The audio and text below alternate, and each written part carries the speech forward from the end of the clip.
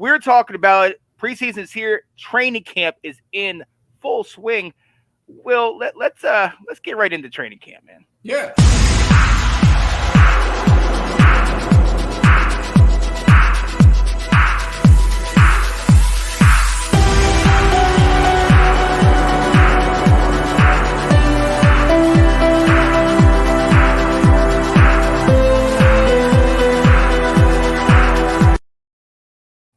Yeah, buddy. So training camp is upon us. We talked about it a lot last time we were on here, and we're going to continue to go on and just kind of give you a little recap. Some of the things that we've been seeing. Will, as we know, Wentz has been the topic of a lot of our conversation, but there's a lot of other spots that have actually been shining. What are some of the things that you've seen thus far in training camp, starting with the end of that first week up to now? Yeah, well, the first part I'm going to start off with is a little bit on the field, but also off the field, is the fact that they had a special Saturday night practice at FedEx Field. Oh, yeah. And this is the second year they've done this. And I'm going to give the team some props on this. That's a really cool event because, they're out at training camp in Ashburn in Virginia. The Ravens have had so much success for years now where they're kind of pulling some of those fans. And so to do something at FedEx, to hit some local that's free, some fans that, I can remember at one point preseason might have been the only time I went to a game, in the given year. You get some fans there that come to the stadium, kind of see it, get to interact with the players. They did some 11-on-11s, but it kind of kept it an easy practice. But I think it's really cool. I think it breaks up the monotony of training camp, gets your players on the field for the first time. You're under the lights. Everyone gets excited when you're under the lights. So I really thought that looked good. There's some, talk of Wentz being a little out of sorts on that one, kind of a little inaccurate, but that's kind of been the theme that we've been talking about for a lot of training camp. But I just thought it was a really cool idea. I thought the uniforms looked good. I mean, I'm not gonna lie, man. The gold jerseys like that the quarterbacks wear with those burgundy pants, I'm like, that's what needs to be the alternate jersey. Right. I was like, it's plain, it's simple, but it looked good. And then the other thing, and I don't know if they're wearing holdovers and just waiting for week one to fully show it, but it looked to me like they were wearing the old pants with the gold and white stripes right down the side. Yeah. This is the nerd in me, this is the Redskins geek, but bring it back. Yeah, I thought it looked good. I was like, whoa, I wasn't expecting that. I thought every mock-up of the uniforms has always been red. It's just been burgundy, and I was like, oh, wait. So that goes with the helmet. So the white looks really good with all that, exactly. And they're going to open up the season on Saturday and week one wearing the white. So there's just a couple more pieces coming together that, like you just said, are tying us together, bringing us back to this right here. Oh yeah. So that to me, there's been some ups and downs at training camp. Some guys are flashing, some guys aren't. But to me, that was what caught my eye this last week is the nerdy stuff, the off the field, the uniform looks, the helmets, that type of stuff. What about you? What have you been seeing? To your point about the night practice, look, there's a reason why college basketball has the midnight madness. You know what I mean? Where everybody comes in and they have their game or whatever, and it's so hyped, it brings all the attention and everything. The fans want to see that, and having it under the lights, there's a reason why they call it Friday Night Lights, why Saturday night games are so great in college, and Monday Night Football, Thursday night. Something is different when it's under the lights. And I love that they brought that to us because that's what fans want to see, that excitement. Bring us in, get us excited. One of the things that we've talked about towards the season, the fight song and that kind of stuff and how they're going to be playing it. But then on Saturday for us and not really concerned what we sing to that, bring it together. Keep bringing it together. Honestly, but as far as training camp, like you said, we got to take all the things that we've heard from Carson Wentz, all the struggles that he might be having, all the, how the defense is playing. We got to take it with a grain of salt. You know what I mean? They're not, we've talked about them not game planning for the defense. So the defense is teeing off. What I will say, though, somebody that I'm very excited to see showing up on that defense in the secondary, we talked about him before, Kendall Fuller. Kendall Fuller is, going off. Okay, I think at one point he had 4 interceptions at all one a day. You know what I mean? He was just he's learning and leading by example, but he's kind of learning this, figuring out where he needs to be. I am very excited to see something like that. Um, and I think that's contributing to the struggles that the offense is having. So it doesn't really worry me as much that Carson Wentz might be struggling a little bit because of the fact that if the defense is starting to play up, like Montez Sweat, like we talked about, and Yes. Darius and Deron Payne, if they're starting to play big, okay, it makes sense. It makes sense, and you want to see them playing big, but the secondary is somewhere where we really needed focus. But what other position, what other like things have you seen, like players, like who is stuck out to you? Yeah, so I just listened to an interview with Tress Way, and it goes to exactly what you talked about. And he said, Tress was like, sometimes we get finished with our drills for the day, and we turn. He goes, and we just watch the receivers and DBs go at each other. Yep. And he said, man, it's something. He goes, we got some talent on this team. And he said, sometimes there are throws there where he's like, William Jackson got caught by McLaurin, and he was like, the coverage was great, the throw was better. Yeah. And they made the completion.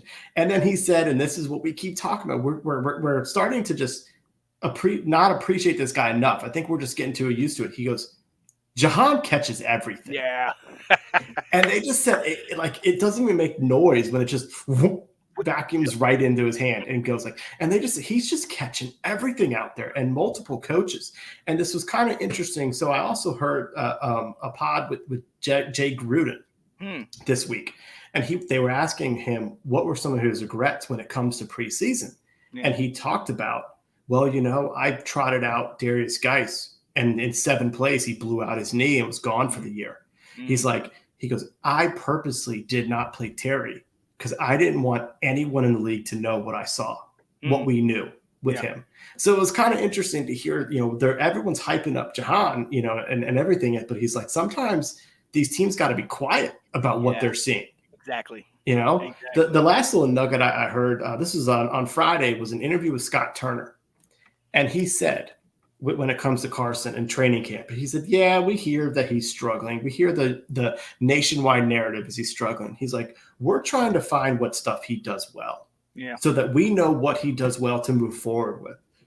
So to me, it kind of went back to that whole training camp is the time to learn, is the time to try this out. To find out what routes are too slow developing for him. Because if Montez Sweat's getting in the background yelling, throw it, maybe that's not the right play. So it's like, instead of us getting so worried about the inaccuracies or interceptions, maybe it's like they are feeling everything out still. And it's the second week of all the players. So that's going to be my Redskin, glass half full take. Oh, yeah. Oh, I mean, hey, look, absolutely right. At the end of the day, this is when you work out the kinks. This is when you fix all of these things. So the fact that it's happening right now, I'm not concerned with now. Come Saturday, if we're still having the same thing with people that don't know, the defenses that don't know what our offense is doing, then I'm going to be a little concerned. You know what I mean? But I mean, back to your point about Jahan Dotson. Look, for little known fact, ladies and gentlemen, Jahan Dotson went to Penn State. You know who Jahan Dotson's teammate was at Penn State? Roommate. Yeah, roommate. I mean, Micah Parsons. All right. So I was watching Good Morning Football this morning, and he was talking about, me and him, they like to talk a lot. They go back and forth, and the fact that he gets to play him 2 times out of the year it gets him more hyped and more amped for that. And I love that because now that gives him something to be jacked up for. But look, to be honest, he has to do what he is doing. If we get a healthy Curtis Samuel, if Terry does what we know Terry can do, Jahan's going to have to get in where he fits in. And I think that's why we've been seeing him, returning some kicks a little bit, returning some punts, getting him and wherever we can get him on the field, because that wide receiver room is crowded. And when I say crowded, I mean, there's not enough balls to go around, and you got Terry getting his, Curtis going to get his, Jahan, obviously, and then the 2 backs, and we're not even talking tight ends, so Jahan is doing what he needs to do, and I'm so eager to see him. But when we talk about somebody that needs to shine, I'm staying in the wide receiver room because I already know you got a couple things on here about Maryland. So I'm going to go ahead and talk about my guy. Ladies and gentlemen, not just one report, but 2 or 3 reports that said one of the highlights coming out of early training camp is Dyami Brown. He has been playing his butt off with a couple, had a couple major catches. One, I wish I had the clip, but I didn't get it on here, where he goes up there against the aforementioned Kendall Fuller. Kendall, they're going to the deep ball. Everybody in the background's like, oh, it's intercepted. Kendall looks like he's got it, and all of a sudden you see Dyami take it from him and just walk off like, yeah, I got this. Let's go. I love seeing that. And I'm gonna tell you why.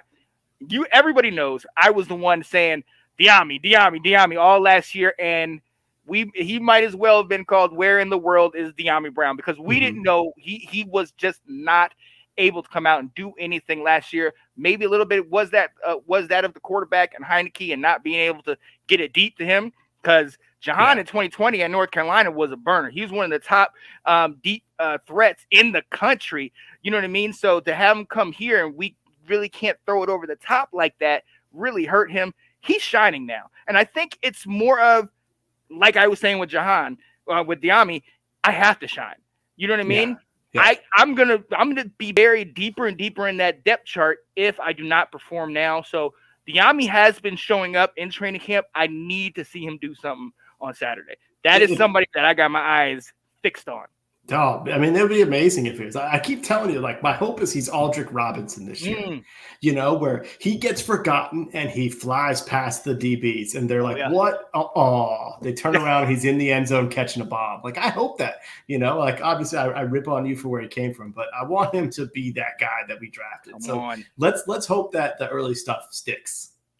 Oh yeah, I'm definitely excited for that. Got another mention, but we're gonna talk about it a little later, so I'll throw it into that. Do you have anybody else or anything else that kind of caught your eye thus far in training camp?